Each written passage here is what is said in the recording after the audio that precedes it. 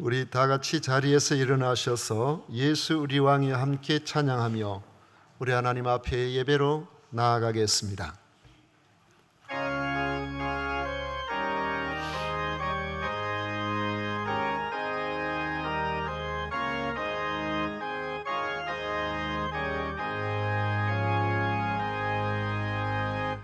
예수 우리 왕이여, 이곳에 오셔서 우리가 왕께 드리는 영광을 받아 주소서. 우리는 주님의 백성, 주님은 우리 왕이라. 왕이신 예수님 오셔서 좌정하사 다스리소서.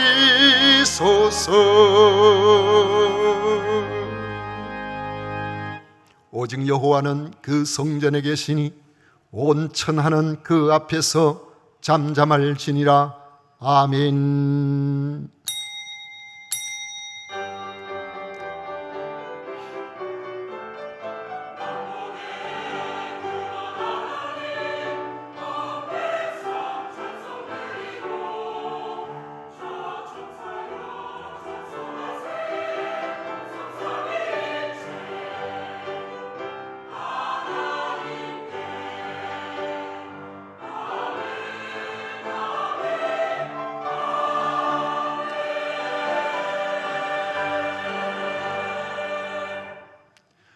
저희들을 한 번 하나님의 자녀로 부르시고 저희들을 복되게 인도하시면 끝까지 책임지시는 성삼위 하나님을 찬양하고 경배합니다. 이 시간 온 마음을 다하여 예배를 드리오니 기쁘게 받아 주시옵소서. 예수님 이름으로 기원하옵나이다. 아멘. 찬송가 21장 다 같이 부르겠습니다.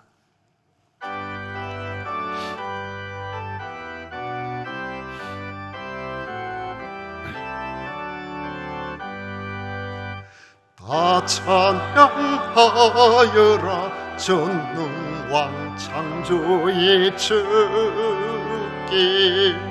내 호나 주 찬양 평강과 구원의 주님. 성도들아 주 앞에 이제 나와 즐겁게 찬양하여라. 다 찬양하여라 놀라운 만유의 주께. 포근한 날개 밑 늘 품어주시는 주님. 성도들아 주님의 뜻 안에서 내 소원 다 이루리라. 다 찬양하여라 온 몸과 마음을 바쳐. 이 세상 만물이 주 앞에 다 나와 성도들아 기쁘게 소리 높여 영원히 찬양하여라.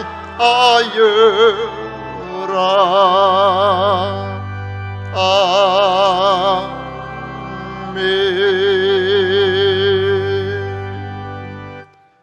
성시교독 교독문 제63번 함께 교독하겠습니다. 찬송가 뒤에 있는 교독문 63번입니다. 왕이신 나의 하나님이여, 내가 주를 높이고 영원히 주의 이름을 송축하리이다.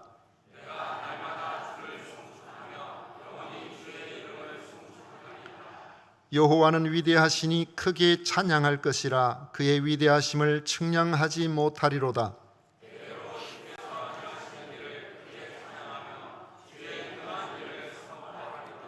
주의 존귀하고 영광스러운 위엄과 주의 기이한 일들을 나는 작은 소리로 읊조리리이다.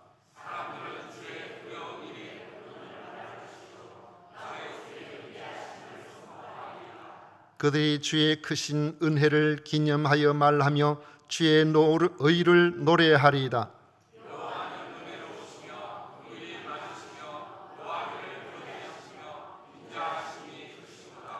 여호와께서는 모든 것을 선대하시며 그 지으신 모든 것에 긍휼을 베푸시는도다.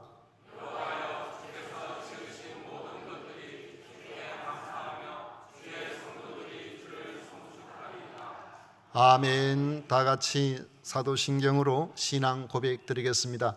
전능하사 천지를 만드신 하나님 아버지를 내가 믿사오며 그 외아들 우리 주 예수 그리스도를 믿사오니 이는 성령으로 잉태하사 동정녀 마리아에게 나시고 본디오 빌라도에게 고난을 받으사 십자가에 못 박혀 죽으시고 장사한 지 사흘 만에 죽은 자 가운데서 다시 살아나시며 하늘에 오르사 전능하신 하나님 우편에 앉아 계시다가 저리로서 산자와 죽은 자를 심판하러 오시리라. 성령을 믿사오며 거룩한 공회와 성도와 서로 교통하는 것과 죄를 사하여 주시는 것과 몸이 다시 사는 것과 영원히 사는 것을 믿사옵나이다. 아멘. 다 같이 자리에 앉으셔서 찬송가 218장 함께 부르겠습니다.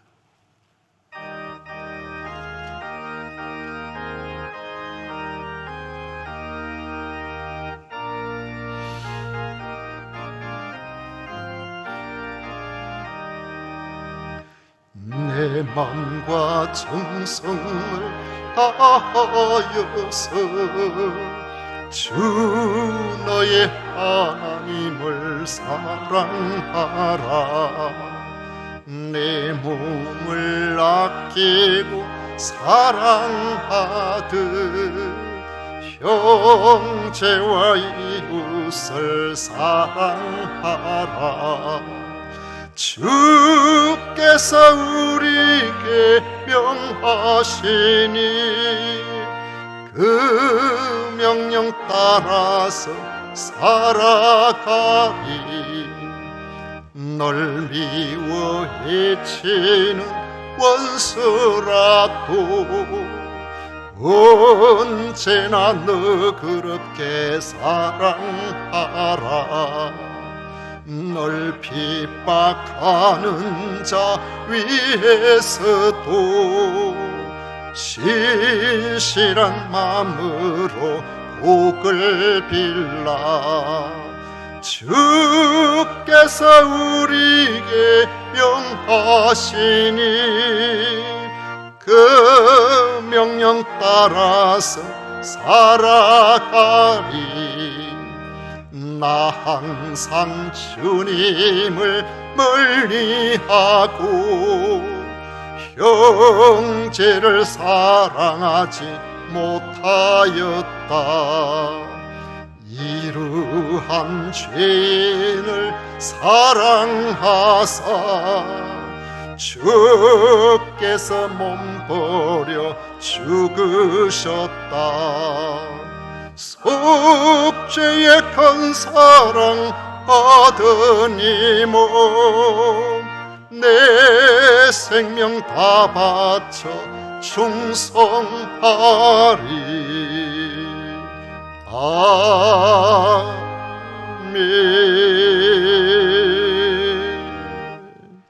백영 장로님 우리를 대표해서 기도하시겠습니다.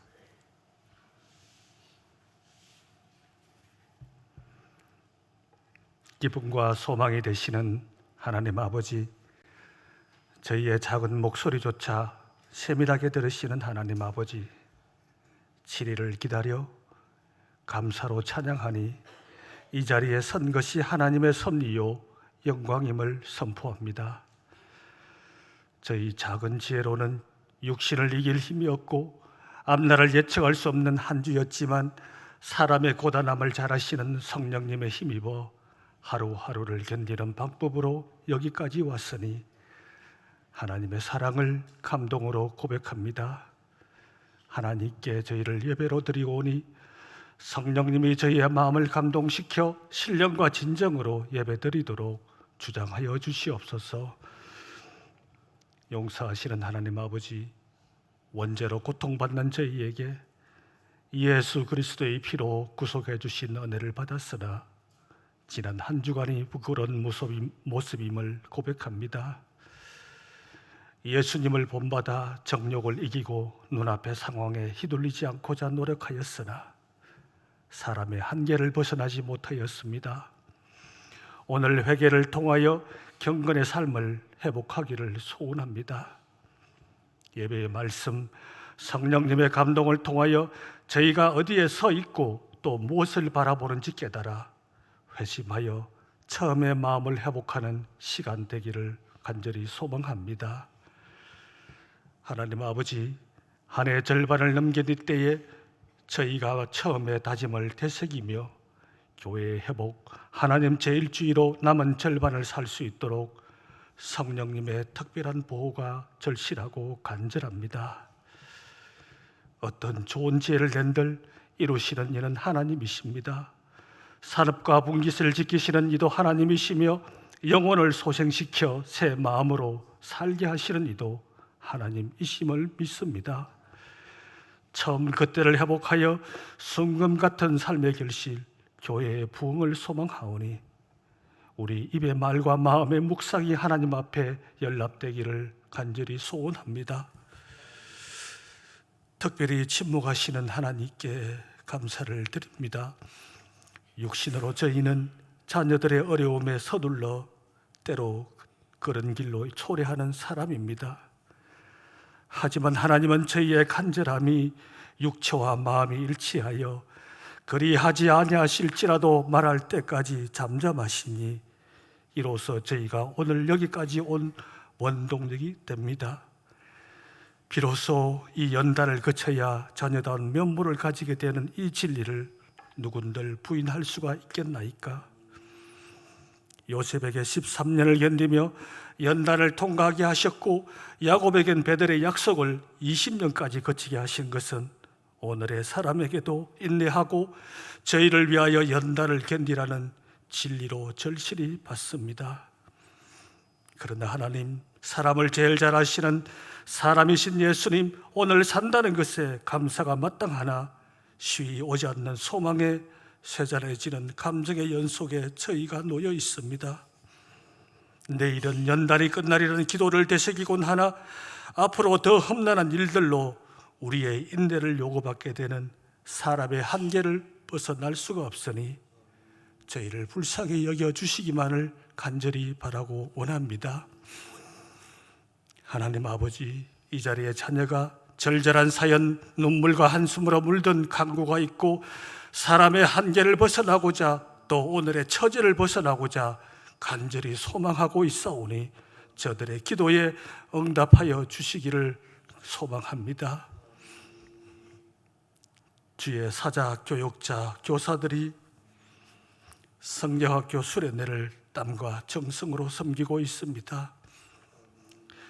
이들이 지식이나 놀거리같이 입에 단 것이 아니라 한 사람이라도 세금산 교회의 다음 주역으로 만들고자 경건에 쓴 말씀을 가르치고 뿌리고 있사오니 뿌린 기도만큼 눈물만큼 하나님 옥토에서 거두어 주시기를 소원합니다. 이제 주의 사자가 되어오나오니 육신을 세우시고 성령님의 지혜를 더하시어 하나님의 주시는 말씀을 그대로 새록새록 잘 전달하여 이 자리에 우리에게 감동과 은혜가 넘치는 말씀이 되게 해 주시옵소서. 우리 주 예수 그리스도의 이름으로 간절히 기도하옵나이다. 아멘.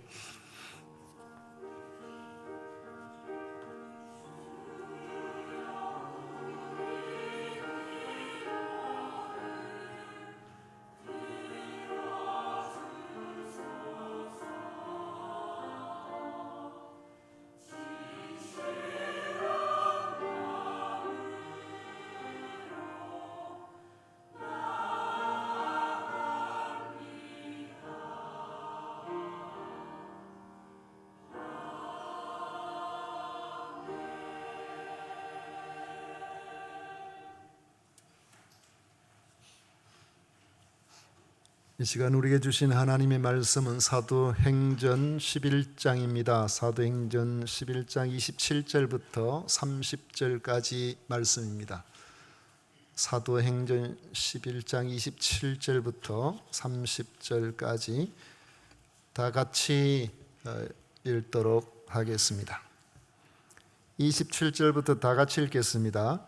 그때에 선지자들이 예루살렘에서 안디옥에 이르니 그 중에 아가보라 하는 한 사람이 일어나 성령으로 말하되 천하에 큰 흉년이 들리라 하더니 글라우디오 때에 그렇게 되니라. 제자들이 각각 그 힘대로 유대에 사는 형제들에게 부조를 보내기로 작정하고 이를 실행하여 바나바와 사울의 손으로 장로들에게 보내니라.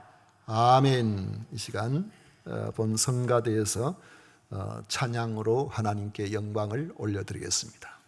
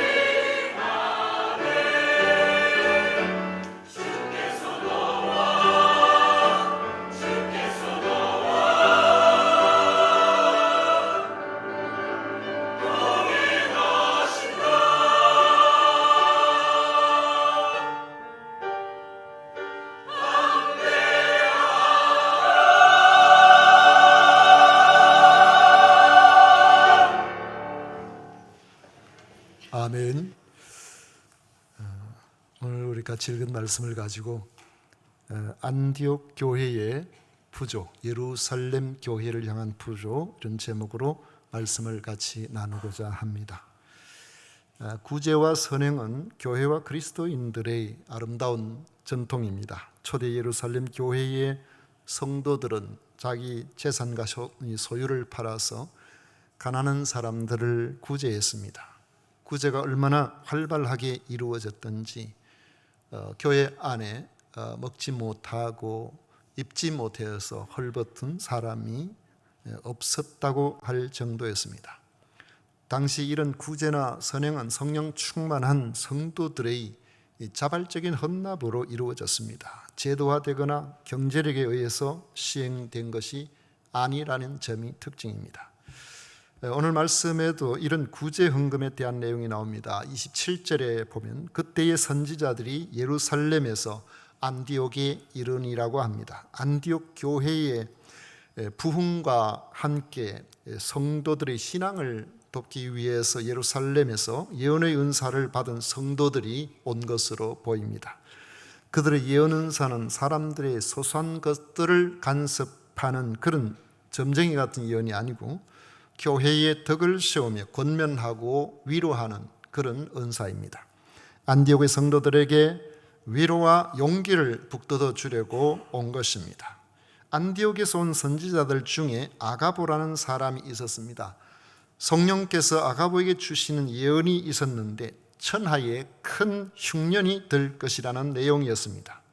그리고 그 예언은 글라우디오가 로마의 황제로 있을 때에 성취가 되었습니다. 글라우디오는 로마의 네 번째 황제입니다. 주후 41년부터 54년까지 14년간 재위한 그런 황제인데 당시 역사가 타키투스의 기록에 따르면 글라우디오 때에 로마 제국 곳곳에 큰 기근이 있었다고 합니다. 특히 글라우디오 통치 제4년이 되는 주후 45년경에 이스라엘 땅에 큰 기근이 있었다고 기록하고 있습니다. 사도행전을 기록한 누가는 이 아가보 선지자가 천하에 큰 흉년이 들리라고 한 예언이 바로 이 글라우디오 황제가 통치하던 주후 45년경에 성취되었음을 지적하고 있습니다. 그렇다면 우리가 정확한 기간을 알 수가 없지만 안디옥 교회가 예루살렘에 부조를 보낸 것은 아가보의 예언이 있고 그다지 오래 시간이 지나지 않아서 일어난 일임을 알 수 있습니다. 안디옥의 그리스도인들은 유대의 큰 흉년으로 심각한 기근을 당한 소식을 듣고는 아가보의 예언을 기억하였던 것 같습니다. 그들은 각각 그 힘대로 유대에 사는 형제들에게 부조를 보내기로 작정하고 이를 실행에 옮겼습니다. 그리고 그 모은 부조금을 바나바와 사울을 통해서 예루살렘 교회의 장로들에게 전달하였습니다. 12장 끝에 보면 바나바와 사울이 부조하는 일을 마치고 예루살렘에서 안디옥으로 귀환했다고 기록하고 있습니다. 이 안디옥 교회가 구제 헌금을 모아서 예루살렘 교회에 전달한 일은 매우 중요한 의미가 있습니다. 첫째로는 이방인으로서 이루어진 이방인이 주가 된 이 안디옥 교회가 유대인들로 이루어진 예루살렘 교회와 물질로 그리스도인으로서의 영적인 일체감을 가졌다는 점입니다. 당시 로마 사람들은 유대인들을 그렇게 좋게 보지를 않았습니다. 가장 중요한 이유는 유대인들이 로마 사람처럼 로마화가 되는 것을 거부하였기 때문입니다. 로마 제국은 매우 다양한 인종과 문화와 종교로 이루어져 있었습니다. 여러분들이 알고 있는 판테온, 우리가 만신전이라고 부르기도 하는데 로마 시대 때 건축한 건물로서 완벽하게 2000년 동안 지금까지 남아있는 유일한 건물입니다. 만신전 그 안에 들어있는 안치된 봉헌했다고 할 수 있나요? 그 안에 들어있는 신만 30만이 넘었어요. 30만이 넘는다는 것은 무슨 신이든지 많이 섬기면 좋다 이런 생각을 가지고 로마 제국 안에가 이게 다신교 사상을 가지고 있었기 때문에 나중에는 황제도 신성시하는 이러한 자리에까지 들어가게 됩니다. 황제가 신성시 될 만한 자리는 아닌데 사람들은 그렇게 생각을 하는 거죠. 황제가 그 당시에 우리가 생각할 때 그 황제 초대 황제를 아우구스투스라고 그러는데 그 뜻은 존엄한 자 뭐 그렇게 이야기를 합니다. 그런 뜻을 가지고 있는데 주전 27년에 그 옥타비아누스가 황제가 되고 난 다음에 45년간 황제 노릇을 했어요. 그 다음에 티베리우스가 2대 황제가 되고 10몇 년인가 그렇게 하고 그 다음에 티베리우스는 워낙 정확한 사람이 돼가지고 예수님 십자가에 달려 죽으시고 뭐 이런 것들 이런 경우도 이 티베리우스 황제의 시대에 일어난 일인데 그가 한 12년인가 14년인가 모르겠습니다. 황제 노릇을 하는데 인기가 없었어요. 왜냐하면 오락도 그렇게 장려하지도 않고 보통 이제 그 인기가 있으려 그러면은 그저 빚을 많이 지거나 말거나 백성들한테 양식도 많이 주고 경기도 많이 하고 뭐 이런 걸 해야 인기가 있는데 그런 걸 안 해나는 게 인기가 없어가지고 결국에 제대로 자기 그 위치를 마치고 나가긴 했습니다만 그 다음에는 저게 인기가 없는 거구나 해서 그 다음 황제 젊은 사람 갈리라는 사람이 황제가 되었는데 그 사람은요 뭐든지 퍼주고 경기하고 경기장 짓고 이런 대단히 인기가 있었습니다. 그러다 3년 만에 죽었어요. 오래 못 갔어요. 그 다음에 황제가 된 사람이 바로 이 글라우디오 황제인데 이 사람도 별로 인기 있는 황제는 아니었습니다. 그러나 이 황제가 있을 이때에 오늘 이 본문의 내용과 이 시대적으로 겹치고 있다는 것을 우리가 생각을 해봅니다. 그런데 이때에 결국에는 어느 황제라고 할지라도 민심이나 주변의 환경이나 이런 거 영향을 받을 수밖에 없으니까요. 일반 로마 제국 안에 대부분의 사람들이 유대인들을 별로 안 좋아하는, 왜 안 좋아하느냐면 로마 제국 자체가 대제국을 이루는 데는 그들이 일종의 융통성이 있는 그런 정책, 모든 백성들에게 있어서 그 어떤 특정한 나라의 강력한 힘을 가지고 그곳을 정복하고자 할 때에 그곳에서 만약에 우리가 그 로마에 복속되기를 원하고 항복하겠습니다 하면은 그곳에 있는 귀족들이나 유력한 사람들을 이런 사람들을 그대로 다 인정을 해줬어요. 로마 사람들이 가서 지배를 하는 것이 아니고 그 사람들 로마 사람을 만들어 버리는 거죠. 지금 미국하고 좀 비슷하죠. 다양한 종교 문화가 같이 섞여 있잖아요. 그런데 유대인들은 그게 안 됐다는 거죠. 참된 신은 하나님밖에 없다. 그러니까 종교적으로 안 되죠. 문화적으로 안 되죠. 로마의 종교와 문화를 인정하려는 요청이 그들의 포용 정책에 포함되어 있는데 유대인들은 이제 그걸 하지 않으니까 유대인들을 별로 좋아하지 않았던 것입니다. 하나님 외에 다른 신이 없다는 유일신 사상 때문에 그런 것이죠.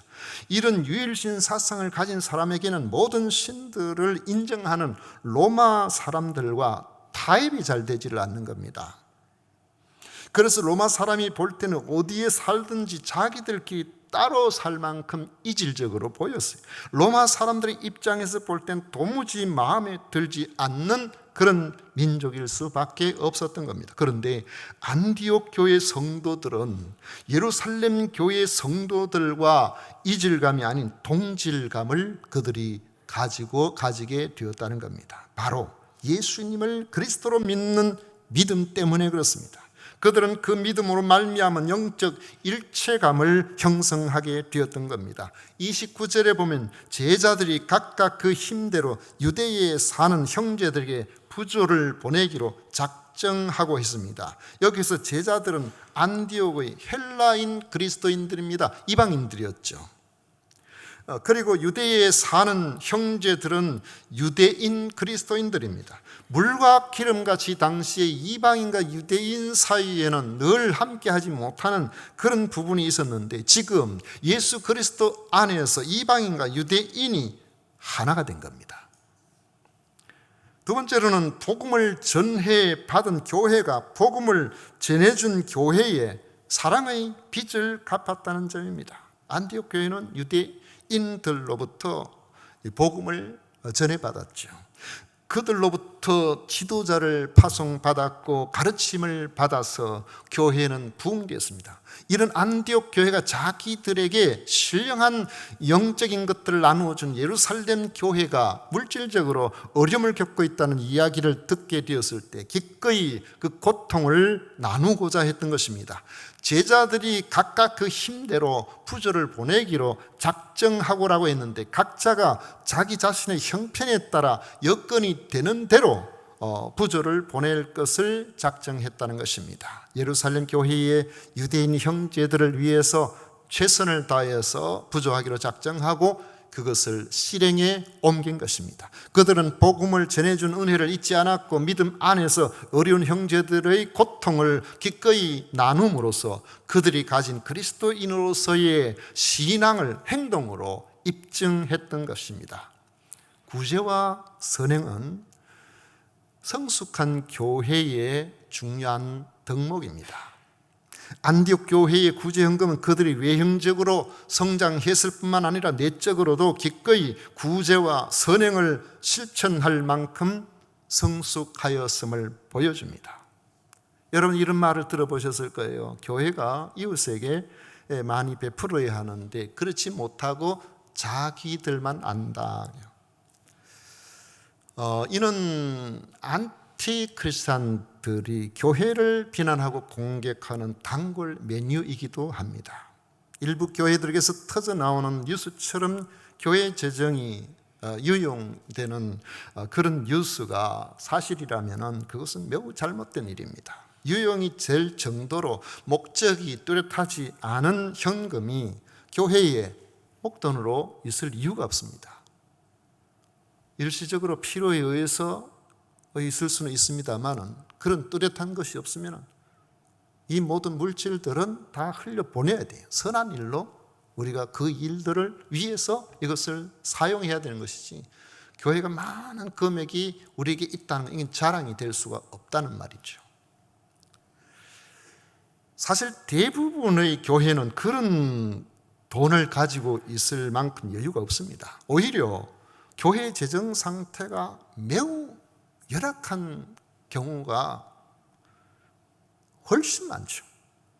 요즘은 좀 잠잠해졌습니다만 한때 목회자 납세 문제로 아주 떠들썩하고 계속해서 뉴스에 나올 때가 있었습니다.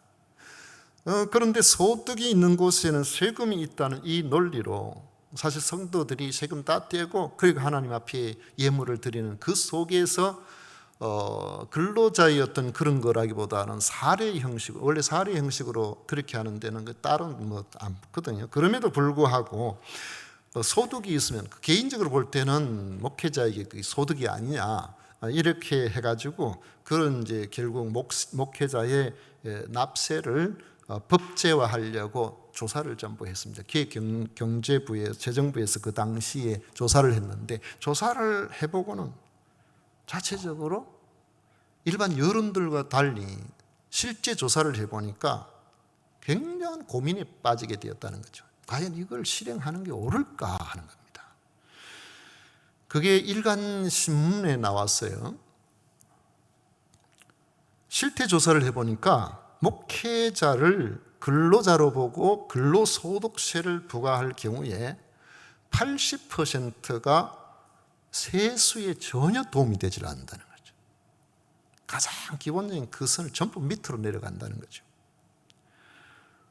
그래서 근로장려 세제 지원이라는 것이 그 밑으로 내려가는 사람에게 되어지는 그 정책적인 그게 있는데, 세수에 도움이 안 될 뿐만 아니라 대부분이 수백만 원씩 오히려 정부가 영세 근로자들을 위해서 시행하고 있는 그 혜택을 해줘야 될 그런 상황이었다는 겁니다. 그래서 이걸 해야 되나 말아야 되나 막 그러는데, 그래도 교계에서는 이왕 이렇게 된 거 시행합시다. 왜 우리가 이런 오해를 들으면서 이렇게 교회가 부도덕하고 목회자들이 부도덕한 것처럼 이렇게 할 필요가 있느냐고. 이건 시행해야 됩니다. 그러다 결국에는 그 시행이 우여곡절 끝에 2018년부터 시행을 하고 있는데, 사실 세수에는 별 도움이 안 돼요. 오히려 많은 목사님들이 정부의 보조를 받게 되는 이런 상황이 되어서 교회가 국가에 감사해야 되는 이런 환경이 되어버렸습니다. 기초연금 같은 거 말이죠. 이런 부분들 다 해당이 다 돼요. 그럼에도 이렇게 어렵지만은 나름대로 절약해서 지역을 섬기기 위해서 열심을 다하는 그런 교회가 우리 주변에 많습니다. 우리 교회가 섬기는 교회들 중에 보면 우리 시찰 안에 있는 교회들도요, 어느 목사님 보면은 거의 매 주마다 그 지역의 어려운 이들을 찾아다니는 있고, 여름 같은 데면 또 그 지역의 노인분들을 섬기려고 아이스크림 사드린다, 뭘 한다, 계속 그렇게 섬기는 그런 분들이 있어요. 우리 시찰 안에도. 그 교회만 그렇겠습니까? 열악한 환경이 있지만은 지역을 섬기기 위해서 수고하고 애쓰는 분들이 많아요. 우리 교회에서 섬기는 또 다른 어느 교회 보면은 그 교회에서도 최선을 다해서 잘 감당하는, 거기에 지난번에 그 사역 보고서가 얼마 전에 왔더라고요. 거기 보니까 이런 글이 있습니다. 다 읽을 수는 없습니다만, 교회 절기 때에 학교를 방문하여 선생님과 학생들에게 간식을 제공하면서 예수 복음을 전하기도 합니다. 교회가 해야 할 사명 곧 복음을 전하는 일, 긴 시간 동안 전도를 해도 오지 않는 원주민들, 그럼에도 한 영혼이라도 예수 영접하면 하늘에서 의인 99보다 더 기뻐하시리라. 그 기쁨이 작년 추수감사주일부터 오기 시작하신 박아묵의 성도님 90을 바라보는 연세지만 먼저 된 자보다 더 열심히 신앙생활을 잘하고 있습니다. 지난날에 그렇게도 고집스럽게 부인하신 세월이 아쉽게만 느껴지지만 이제라도 하나님 앞에 나와 예배 드리는 모습이 어린아이같이 천진하기만 합니다. 그래서 다시 힘을 내어 원주민들을 찾아가 외칩니다. 예수 믿으세요. 주님 다시 오실 날을 사모하면서 기쁨으로 이 사역을 감당할 수 있도록 항상 잊지 않고 기도와 사랑으로 함께 하시는 진주 세금산교회 성도들에게 진심으로 감사드립니다. 이런 편지가 한 번씩 와요. 우리 작년입니까? 우리가 그 교회에 너무나 낡아가지고 참 가다 쓰러질 것 같은 그런 차도 우리 교회에서 헌금해가지고 아주 좋은 차는 아니지만 차를 바꿔드리기도 하고 그렇게 했습니다만은, 이런 교회와 목회자와 성도들을 우리가 격려하고 협력해야지, 교회와 성도들을 싸잡아서 자기들만 알고 이웃에게는 무관심한 이들로 매도하는 것을, 그건 옳은 일이 아니라는 거죠. 조금 여유가 있어 보이는 교회도 별로 다르지 않습니다. 예배에 적합한 환경을 요구하는 그 요청에 부응하려면 엄청난 금액이 소요가 됩니다. 우리가 정성껏 헌금을 드리지만 그것으로는 역부족이에요. 우리는 최근에 하나님의 은혜와 여러분들의 헌신으로 이렇게 아름다운 예배당을 하나님 앞에 헌당할 수가 있었습니다. 그러나 아직까지 해야 할 일들이 많습니다. 선한 일들 할 일 참 많죠. 지금 우리 교회의 사택도 아직까지 전세예요. 우리 교회 그게 아니에요. 전세로. 그래서 못도 함부로 못 박습니다. 또 우리 교회에 차가 승합차 2대가 있습니다만, 하나는요 매연 때문에 오래됐다고 6개월마다 검사를 받아야 되는데 그 통과가 안 돼가 6개월마다 애를 먹습니다. 또 우리가 우리가 우리만 생각하는 것 같으면은 뭐 이런 것들 다 하고 다 해놔놓고 그럼부터 우리가 이웃에 관심을 가지겠다 이러면요 할 수 있는 일이 없어요. 우리가 건축을 하고 그렇게 하는 가운데서도 9곳의 선교사님들을 협력했고 그 중에 어떤 선교사님은 우리가 매월 적지하는 그런 금액을 보내드리고 줄인 것이 아니고 점점 더 늘려가고 있습니다. 16곳의 미자립 교회를 돕고 13곳의 기관들을 이 장학 사업이나 또 다른 후원금으로 우리가 협력해 오고 있습니다. 장애인 사역을 하는 미랄복지재단 경남 지부에 저는 개인적으로 그것에 관심을 좀 가지고 있습니다만은 그 이사도 아니에요. 제가 거기 이사도 아닌데 우리 교회가 이사 교회도 아니고요. 그런데 그 교회에 제가 이전에 혁신도시의 공기업에 거기에 신우회 모임을 할 때 목사님 사례를 해야 되는 사례 같은 이야기 하지 말라고 하니까 그러면 우리가 헌금해가지고 세금산 교회에 드리도록 하겠습니다. 우리 교회는 잘 살고 있으니까 그럴 필요가 없고 내가 한 곳을 지정해 드릴 테니까 여러분들이 거기에 좀 해라. 그래 미랄복지재단 그 장애인들 위해서 그곳에 하도록 그렇게 했더니만은 코로나 3년이 지나는 동안에도 변함없이 거기를 지원하고 있어요. 벌써 한 6, 7년 하고 있을 거예요. 거기 하고 있죠. 또 우리 교회가 또 성탄 헌금 나오면 절반 정도는 거기 하고 나머지는 또 다른 데 제가 무심코 별 생각이 없이 우리와 관련했는 그런 부분들 가지고 재정을 이렇게 살펴보니까 그 미랄복지재단 경남 지부에 어쨌든 우리와 연관이 되어서 들어가는 부분이 전체 1년 결산의 한 10%가 되더라고요. 여러분, 우리가 아무것도 안 하는 것처럼 보여도 우리가 열심히 하려고 나름대로 애를 쓰고 있다는 것을 여러분들은 좀 생각을 하고 계셔야 그래야 우리가 더 열심히 잘 감당하지. 안 믿는 사람들이 교회를 비난하다 보면 다 정말 그런가 싶어가지고 우리도 잘못하면 이 내부 총질을 하는 어리석은 사람들이 생겨나기도 한다는 거예요. 잘 모르고 알면은 그래 안 하겠죠. 그럼에도 불구하고 끊임없는 후원 요청이 있습니다. 때로는 지치죠. 우리가 할 수 있는 게 그렇게 많지를 않으니까요. 그러나 한편으로는 더 잘 못해가지고 그 때문에 부담을 갖게 되는 것 아마 우리가 평생을 지나가면서 그래야 될 것 같아요. 지난주 중에도 2곳에 그런 요청이 있었는데 그게 우리가 마음대로 다 할 수가 있습니까? 그게 참 쉽지 않거든요. 그런데 만약에 자기만 교회가 말이죠. 자기만 안다면서 그렇게 비난하고 교회에 대해서 부정적으로 그렇게 이야기하는 사람들 가운데서 믿지 않는 사람들이 있다면 그들이 그렇게 비난한다면 저는 그분들에게 한번 제안을 해보고 싶어요. 당신들이 가지고 있는 소득에 그 가운데서 선한 일들을 위해서 감당하는 금액이 우리 성도들의 우리들이 감당하는 것 5분의 1만 되면 내가 칭찬하겠다고. 5분의 1만 되면 당신 잘합니다. 왜요? 하나님을 알지 못하는 사람 그 정도만 해도 잘한다고 저는 생각해요. 그래서 몇 군데라도 그래 하고 있으면 그것만 해도 아이고 잘하네. 저는 그렇게 생각할 수 있습니다. 근데 그게 쉬울까요? 그게 안 그렇잖아요. 하나님께서 말씀으로 주시는 감동에 의해서 내게 주어진 것 가운데 최선을 다해서 기뻐하시는 그런 일들을 위해서 힘쓰고 애쓰는 우리 그리스도인들이 여러분 생각보다 많습니다. 좀 다 이야기를 안 해서 그렇지 생각보다 많아요. 우리가 헌금하면 헌금이 다 합니까? 헌금 외에도 얼마나 많은 요청들이 들어오고 있어요.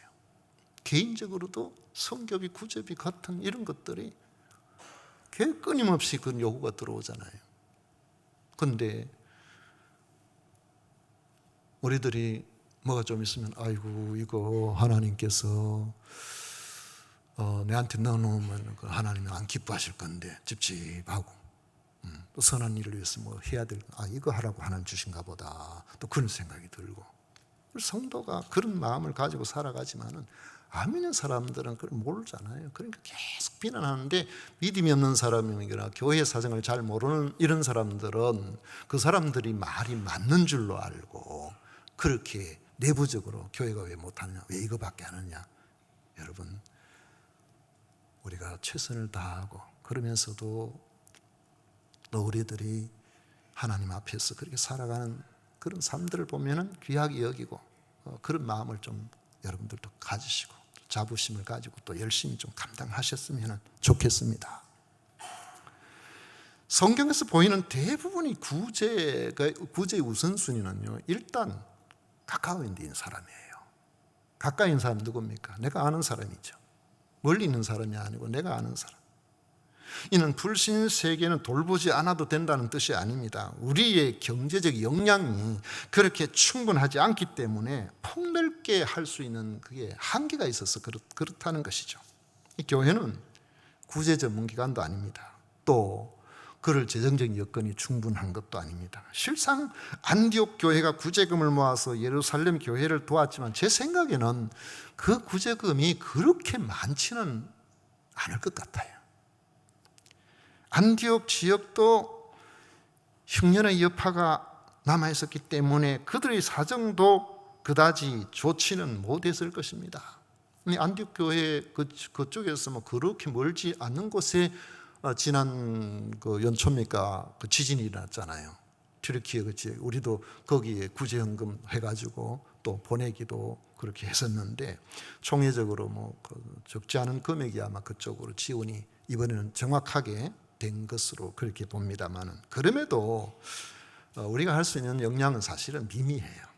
미미하지만은 도움의 기회가 생겼을 때에 우리가 할 수 있는 형편 안에서 힘을 다하여 돕고자 하는 것, 그건 우리가 해야 할 일인 겁니다. 이것이 안디옥 교회의 선한 전통을 이어받아서 우리가 감당해야 할 몫이기도 합니다. 우리가 당신 얼마나 열심히 했어 이렇게 누가 물어본다면은 무슨 일을 하고자 할지라도 그저 나름대로 흉내는 냈지만은 우리 주님 보시기에 나 최선을 다했습니다, 참 그렇게 말할 수는 없어요.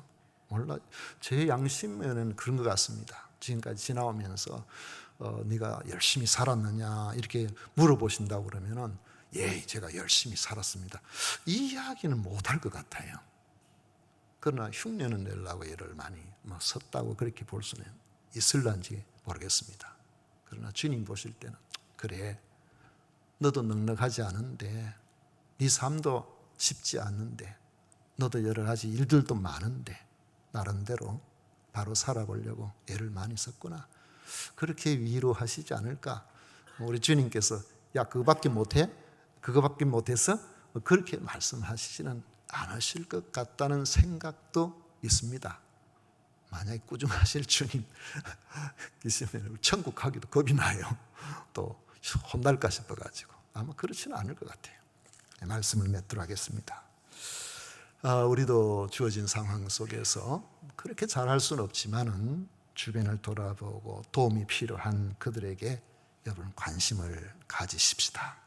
특히 교회 밖의 사람들처럼 교회 안을 보면은 비난하는 시각보다도 내가 감당하려고 하는, 내 몫을 감당하려고 하는 선한 마음을 가지신다면은 우리가 선한 일들을 좀 더 많이, 좀 더 넉넉하게 필요한 이들에게 감당할 수 있지 않을까 그렇게 생각합니다. 각자의 선한 일에 신실한 참여자가 되어서 주님이 기뻐하시는 선한 일에 부요한 여러분들이 되시기를 축복합니다. 기도하겠습니다. 고마우신 하나님 아버지, 우리 하나님께서 주시는 말씀을 아버지 저희들이 받으면서 우리도 안디옥 교회 전통을 잘 이어나가는 저희들이 되게 하여 주옵소서. 성도들의 마음속에 나름대로 하나님께 주신 감동으로 아버지 하나님, 우리 주변에 힘들고 어려운 이들의 관심을 갖고자 할 때에 넉넉하게 많은 것들로 채워주시고 더 잘 감당할 수 있도록 모든 것의 주인 되신 하나님께서 복되게 하여 주옵소서. 예수님 이름으로 기도하옵나이다. 아멘. 찬송가 283장 함께 부르겠습니다. 283장입니다.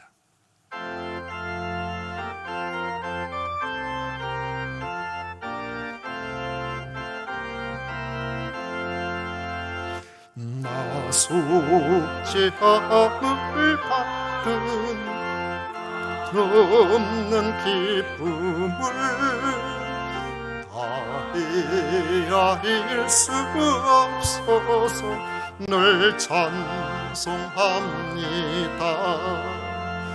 나 속죄받은 후 나 속죄받은 후 주를 찬미하겠네. 나 속죄받은 후 주의 이름 찬미하겠네. 나 속죄함을 받은 후 내 마음이 새로워 주 뜻을 준행하면서 죄 길을 버리네. 나 속죄받은 후 나 속죄받은 후 주를 찬미하겠네. 나 속죄받은 후 주의 이름 찬미하겠네. 나 속죄함을 받은 후 성령이 오셔서 하나님 자녀 된 것을 곧 증언합니다. 나 속죄받은 후 나 속죄받은 후 주를 찬미하리. 나 속죄받은 후 주의 이름 찬미하겠네.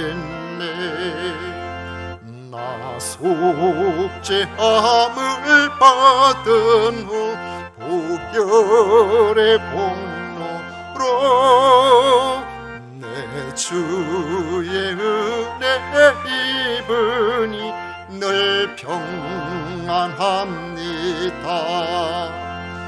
나 속죄받은 후 나 속죄받은 후 주를 찬미하겠네. 나 속죄받은 후 주의 이름 찬미하겠네. 아멘.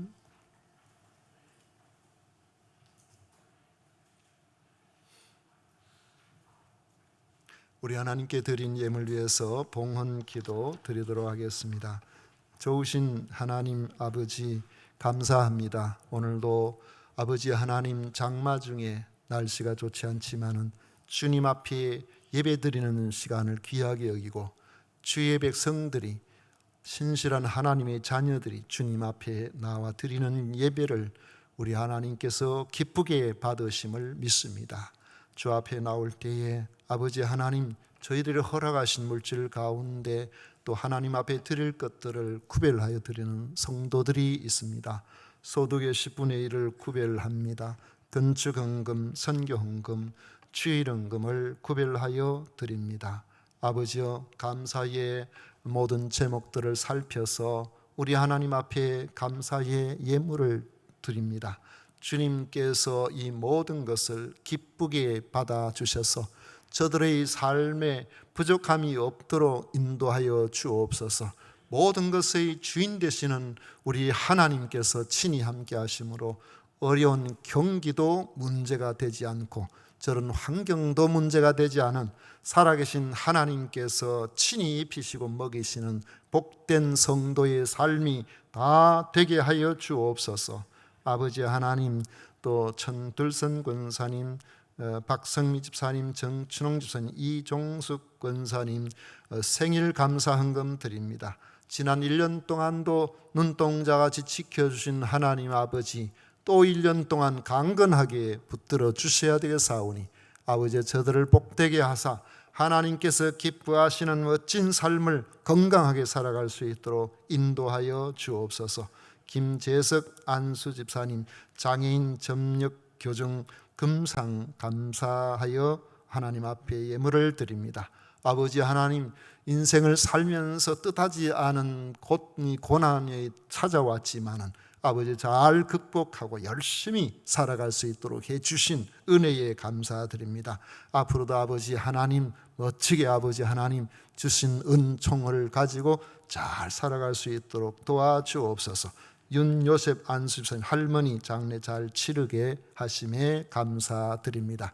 오늘도 주님 앞에 나오는 이 모든 믿음의 식구들, 저들의 삶의 터전, 아버지의 필요한 것들, 그리고 교회를 통해서 섬기는 모든 섬김 우리 하나님께서 기쁘게 받으심을 미사옵고 예수님 이름으로 축복하며 기도하옵나이다. 아멘. 지금은 우리 구주 예수 그리스도의 은혜와 하나님 아버지의 놀라우신 사랑과 성령 하나님의 위로 축복 교통하심이 겸비 주님 앞에 나와 예배하는 모든 성도들 위에 영원토록 함께 있을지어다. 아멘.